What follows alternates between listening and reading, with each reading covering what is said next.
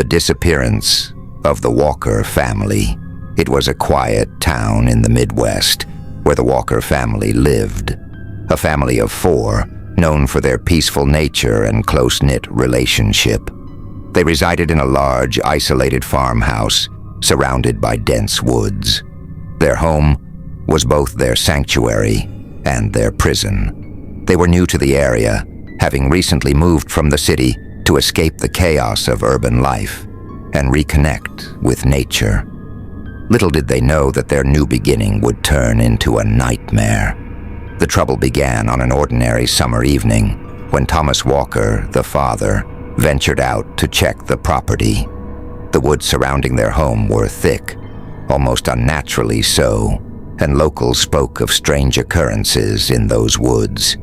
Whispers of a long-forgotten cemetery deep in the forest, of unsettling shadows that moved between the trees even when no one was around. On that particular evening, Thomas felt an eerie sense of being watched as he walked the perimeter.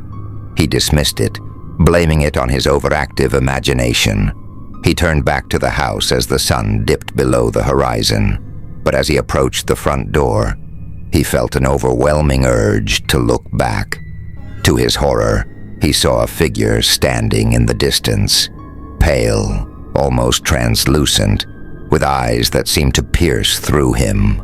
Frozen in place, Thomas tried to rationalize what he was seeing, but the figure vanished into thin air before his eyes. He rushed inside, telling his wife, Clara, about the strange figure. Clara, though startled, tried to calm him down, assuming it was just a trick of the light. But that night, things took a darker turn. At around 2 a.m., the entire family was jolted awake by a loud crash coming from the woods. Thomas grabbed a flashlight, determined to investigate, but Clara stopped him. She had heard something else. Footsteps outside their window, slow and deliberate, as if someone or something was circling the house. Thomas opened the window, hoping to catch a glimpse of whatever was out there, but all he could see was the inky blackness of the woods. No movement, nothing. The next morning, the family's sense of safety began to erode. The door to their barn had been left ajar, though they were certain they had closed it the night before. Inside, they found strange markings on the walls, symbols that neither Thomas nor Clara recognized, etched deep into the wood, as if something had clawed into the walls. Still, the Walkers tried to go on with their lives, attributing the events to nothing more than the oddities of rural living. But the strange happenings continued to escalate. Clara began to feel an overwhelming presence in the house. Cold spots in certain rooms, items that would disappear and then reappear in places they hadn't left them. The atmosphere in the house became thick with dread, and the family started to feel as if they were being watched constantly. Then one evening, something happened that no one could explain. Clara was making dinner when she suddenly heard the voice of her daughter, Emily, calling from the basement. "Mom, I found something." The voice was faint, but it was unmistakable. Clara rushed to the basement stairs, but when she reached the door, she stopped dead in her tracks. There was no one there. The house was silent. Frantically, Clara called out to Emily, but there was no response. Panicking, she raced upstairs to find her daughter, only to find Emily sitting quietly at the kitchen table, drawing. "Emily, where were you?"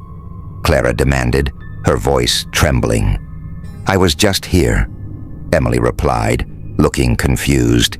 "I didn't go anywhere." Clara's heart sank as she realized that Emily's voice had come from the basement, yet her daughter was nowhere near it. It wasn't possible. She began to fear that something more sinister than mere coincidence was at play. Later that week, the family received a visit from a local historian, a man named Mr. Briggs, who had heard about the strange occurrences at the Walker household. He brought with him an old map of the land, and what he showed them would change everything. The land the walkers had built their home on was the site of an ancient burial ground, a cemetery that had been abandoned centuries ago after a horrific tragedy. In the early 1800s, a family had lived on the same property. Their names, however, were never recorded, but rumors persisted that they had been involved in dark rituals. According to Mr. Briggs, those who disturbed the land often experienced strange happenings, figures in the woods, strange voices, and most disturbing of all, disappearances. As if on cue, the power in the Walker home suddenly went out. That night, Clara heard the voice again. This time, it wasn't Emily calling from the basement. It was Thomas's voice, faint but urgent. "Clara, help." Panicked, Clara rushed to the basement, flashlight in hand, but the stairs creaked with every step, as if something was rushing toward her. She reached the bottom and the air grew thick and cold. Her flashlight flickered, and when it went out completely, the darkness swallowed her whole. That was the last anyone ever heard from the Walker family. A search was conducted, but the house and property were completely abandoned. No signs of struggle, no trace of the family. The only thing left behind was an old journal belonging to Thomas, found in the attic.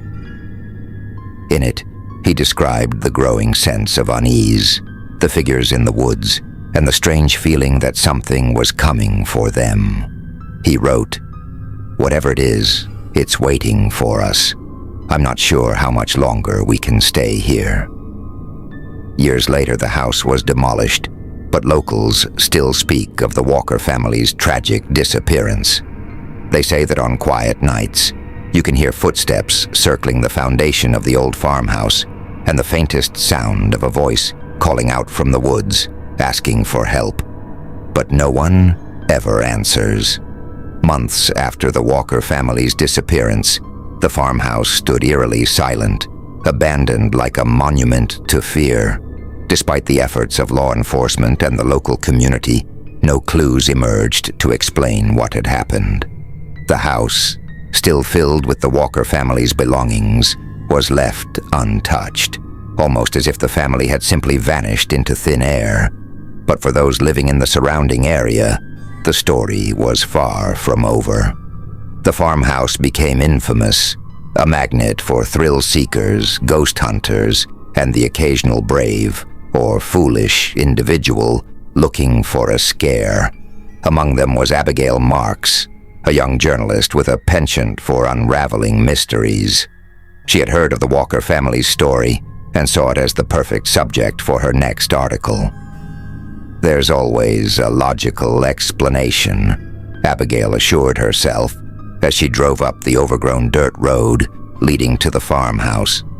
The air around the property felt different, heavier and colder than it should have been for an autumn afternoon. As she stepped out of her car, she noticed how unnaturally quiet it was. No birds, no rustling leaves, just an oppressive silence. Abigail carried a backpack filled with recording equipment, flashlights, and notebooks. Determined, she pushed open the creaky front door and stepped inside.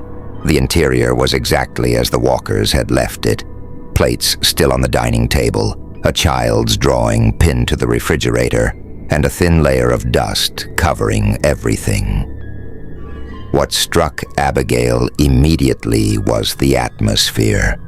It felt as though the house was alive, watching her, waiting for her to make a move. As she explored the house, Abigail's attention was drawn to the basement door. It was slightly ajar, as if inviting her to step inside. She hesitated, remembering the accounts of Clara Walker hearing voices from the basement. Despite her nerves, Abigail couldn't resist the pull of curiosity. She turned on her flashlight and descended the creaking wooden stairs. The basement was colder than the rest of the house, and the air smelled damp and metallic. Her flashlight beam swept across the room, landing on old furniture, broken boxes, and something else. In the far corner of the basement was a large, rotting wooden chest.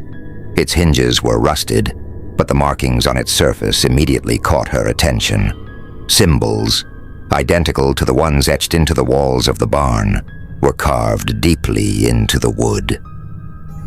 Abigail's pulse quickened as she knelt to examine the chest. She hesitated before prying it open, half expecting something to leap out at her. Inside were items that seemed out of place. An old, tattered family photograph that wasn't the Walkers', a bundle of aged letters written in a language she didn't recognize, and a small wooden figurine carved into the shape of a human figure. The figurine's face, however, was grotesquely twisted, almost as if it were screaming. Suddenly, a faint sound broke the silence, a low whisper, soft but unmistakable. Abigail froze, her flashlight trembling in her hand. The whisper grew louder, coming from the darkness around her. It was incoherent at first, but then she heard her name. Abigail. Her blood ran cold. She spun around, shining her flashlight into the blackness, but there was no one there.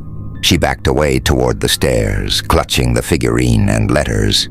The whispering stopped, replaced by the sound of footsteps coming from above her, slow, deliberate, and impossibly heavy.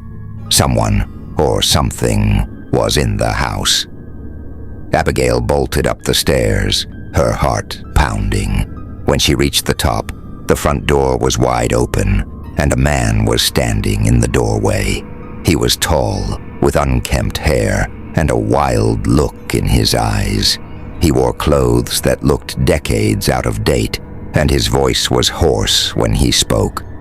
"You shouldn't have opened it," he said, his tone both accusatory and terrified. Abigail was too stunned to reply. The man stepped inside, slamming the door shut behind him. "It's too late now," he muttered, pacing the room. "You've let it out. You've brought it back." "What are you talking about?" Abigail managed to ask, her voice shaking. The man introduced himself as Ethan Caldwell, a former resident of the town who had spent years researching the history of the land. According to him, the symbols on the chest were part of an ancient ritual used to trap a malevolent spirit, a spirit that had plagued the area for centuries. The Walkers, he believed, had unknowingly disturbed it when they moved onto the property. "They didn't listen to the warnings," Ethan said, his eyes darting around the room. "And now you've gone and opened the chest. It knows you're here." Before Abigail could respond, the room grew icy cold, and the sound of footsteps began again, this time circling them.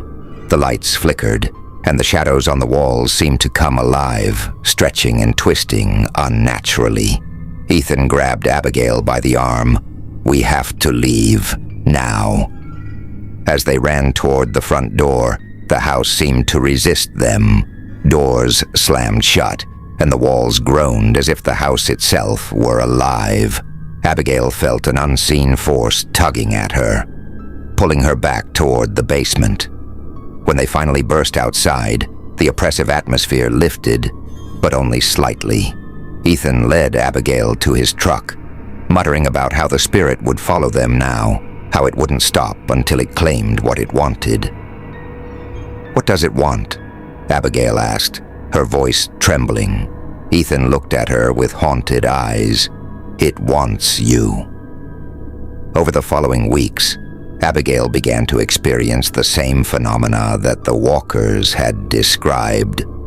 Voices calling her name, shadows moving in her peripheral vision, and an overwhelming sense of being watched. She tried to destroy the figurine and letters she had taken from the chest, but no matter what she did, they always reappeared, unscathed. Ethan tried to help her, but his knowledge was limited. "There's no way to stop it," he admitted one night. "Once it marks you, it doesn't stop. It doesn't forgive." Abigail's once rational mind began to unravel as the spirit's presence grew stronger. She started seeing the pale figure that Thomas Walker had described, standing at the edge of her vision, always watching, always waiting. And then one night, Abigail disappeared, just like the Walkers. When Ethan went to her apartment to look for her, he found only her journal. The last entry read, "It's here. I can hear it calling. I'm going to the woods. I think I'll find my answers there." Ethan never saw Abigail again, but the stories didn't stop. Locals still whisper about the farmhouse, about the Walker family, and about the journalist who thought she could solve their mystery. They say the spirit still roams the woods, searching for its next victim, and if you listen closely on quiet nights, you might hear it calling your name. Ethan Caldwell knew he couldn't run forever. After Abigail's disappearance, the spirit's presence began to haunt him too. It was subtle at first, faint whispers in the dead of night, the creak of footsteps in his empty home. But soon, it grew bolder.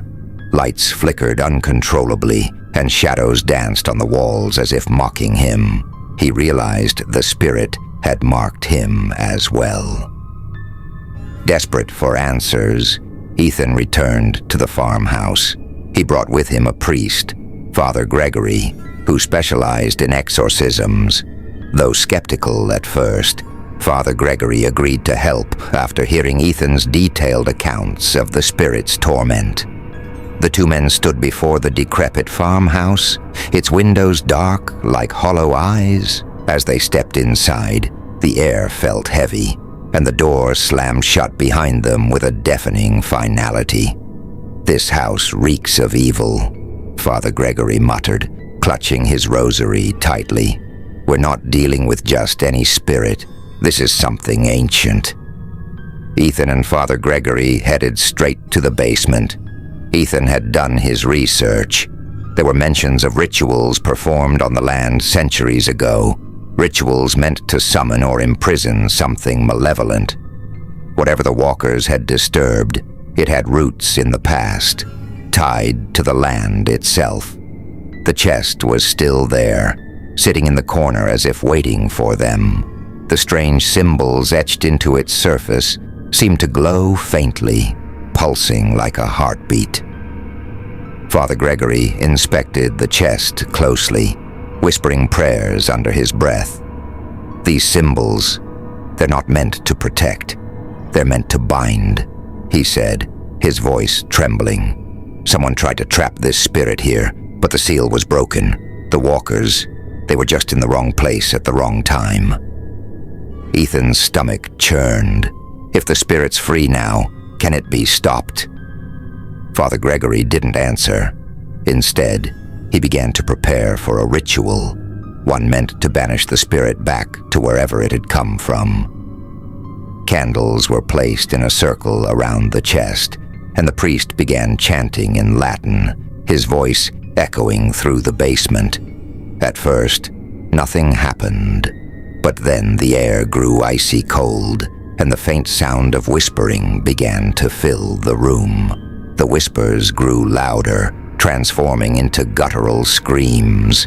The shadows on the walls came alive, twisting and writhing like tortured souls.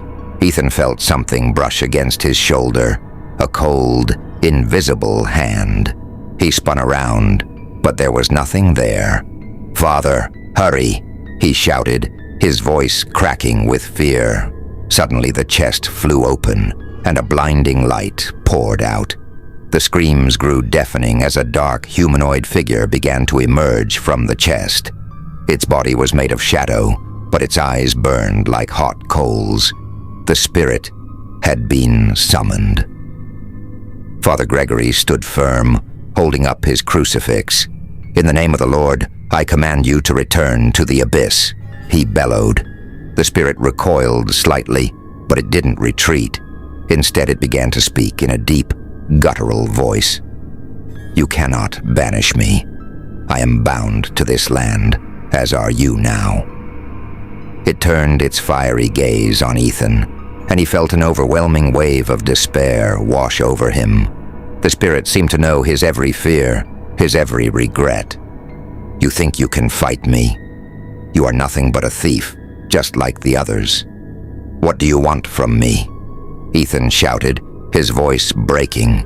The spirit let out a low, menacing laugh. To replace what was lost, blood for blood, life for life. Father Gregory continued chanting, his voice growing louder as he sprinkled holy water toward the spirit. The creature hissed and shrieked, its form flickering like a dying flame. But before it could be fully banished, it unleashed a final, desperate attack. The candles blew out, plunging the basement into darkness. Ethan felt a force slam into him, knocking him to the ground. When he opened his eyes, the spirit was gone, but so was Father Gregory. Ethan staggered out of the basement, his mind racing. He knew he couldn't face the spirit alone. He needed more answers, more help. Digging deeper into the town's history, he discovered an unsettling connection. The spirit wasn't just tied to the land, it was tied to the families who lived on it. The old letters Abigail had found in the chest provided a clue. They were written by a woman named Eleanor, who had lived on the property in the 1800s. Her letters spoke of a curse placed upon her family after they had disturbed a sacred burial site deep in the woods. Eleanor's family had been the first victims of the spirit, but the curse didn't die with them. It passed to anyone who settled on the land. Ethan realized the horrifying truth. The spirit wasn't just haunting the house, it was hunting for a replacement to complete its curse. Armed with this new knowledge, Ethan returned to the farmhouse one last time. He knew he couldn't banish the spirit alone, but he could try to contain it. Using the symbols from the chest, he recreated the ritual that had once trapped the spirit. As he worked, the house began to shake violently. The spirit appeared, its shadowy form towering over him. "You cannot imprison me again," it roared, its voice shaking the very walls. Ethan ignored the fear clawing at him and completed the ritual. The symbols glowed brightly as the spirit lunged at him. Just as its fiery eyes locked onto his, the ritual circle flared with light, and the spirit was pulled back into the chest. For a moment, everything was silent. Then, the chest slammed shut, and the basement returned to its eerie stillness. Ethan left the farmhouse battered and broken, but alive.